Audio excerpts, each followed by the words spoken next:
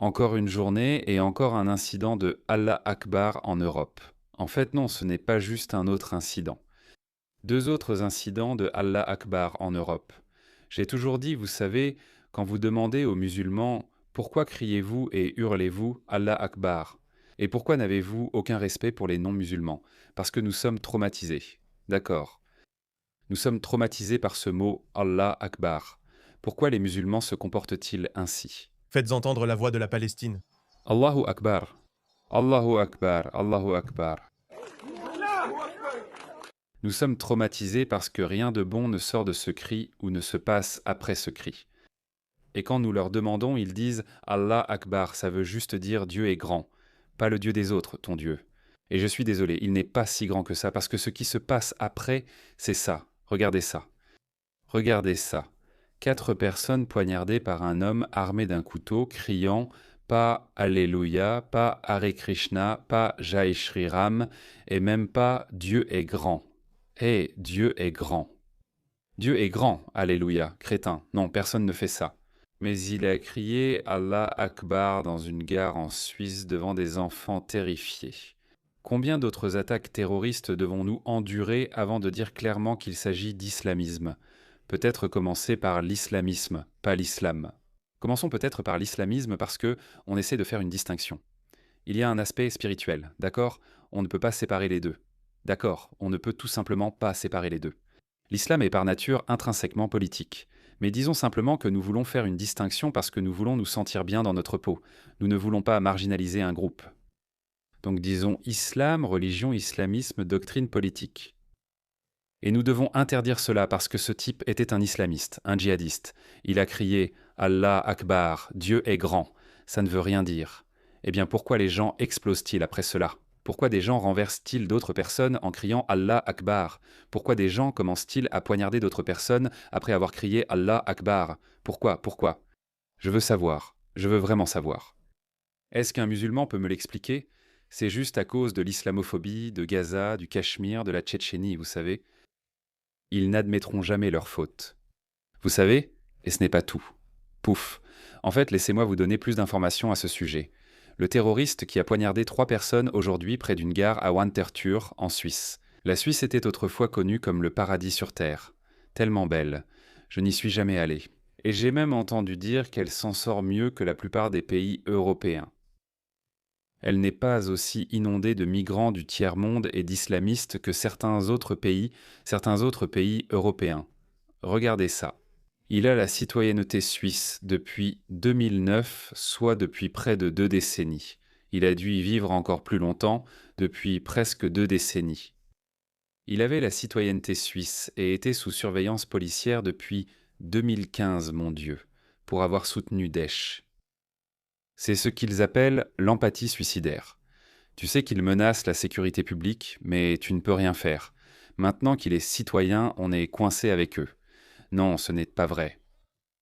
Commencez à les expulser. Expulser. Le 25 mai, il tient des propos incohérents dans un commissariat et est envoyé dans un établissement psychiatrique. Le 26 mai, il s'évade de l'établissement psychiatrique. Mon Dieu, ça devient de mieux en mieux. Le 27 mai, un médecin détermine qu'il ne représente un danger pour personne. Ce médecin-là. Mon Dieu, ces juges sont des médecins. Nos médecins sont aussi woke. Non. Un médecin détermine qu'il ne représente un danger pour personne et décide de le laisser dehors, dans la rue. Sors dehors. Mohamed, tu vas très bien. Tu n'es une menace pour personne. Et le lendemain même, moins de 24 heures plus tard, il se lance dans une série d'attaques au couteau en criant « Allah Akbar ». Les autorités suisses sont stupéfaites par ce qui s'est passé. Eh bien, à plus tard. Regarde ce type, c'est un Turc. Tu sais, beaucoup de musulmans disent que la plupart de ces terroristes viennent du Moyen-Orient et du Pakistan, peut-être pas d'Inde ou du Bangladesh. Eh bien, le terroriste de Bondy était d'origine indienne. Non, ils ne viennent pas de Turquie ou d'Albanie. J'ai entendu une bonne nouvelle. L'Albanie n'est plus un pays à majorité musulmane.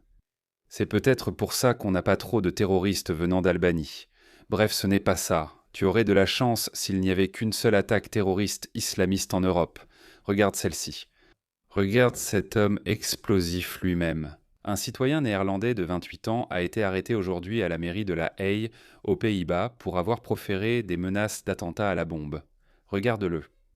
Pourquoi il continue de faire ça? Il continue de faire ça. Il continue de nous enrichir en nous apportant des terroristes. Et vous continuez à les laisser entrer. Vous ne pouvez rien y faire. Combien de personnes doivent encore mourir? Combien de bombes doivent encore exploser?